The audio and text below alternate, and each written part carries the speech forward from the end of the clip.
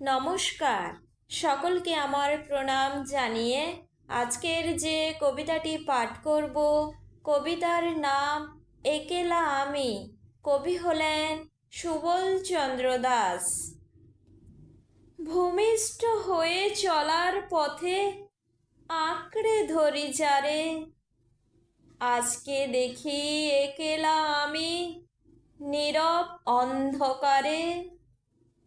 জননী পিতা হয়েছে গত কর্তৃরোগ সজ্জায়, আকাশে নাই চাঁদের আলো, মেঘ ঢাকে লজ্জায়। কন্যা গেছেন শ্বশুর বাড়ি অজস্র স্মৃতি জুড়ে, দরিদ্র পিতা পালন করে মজুরি মাটি খুঁড়ে। পুত্র গেছেন ভিন দেশেতে অনেক টাকা চাই, কাহারে বলি মনের কথা চলার শক্তি নাই। জ্বরটা আজ একটু কম রাতের দিকে বাড়ে, গৃহটা আজ জেলের মতো সহজে কি গো ছাড়ে।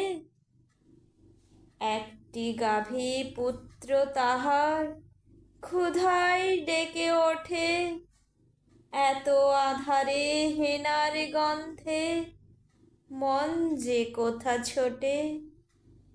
অচল হয়ে গেলাম ভবে, চাই না কেহ আর, নাও না প্রভু তোমার কোলে অসার দেহ ভার।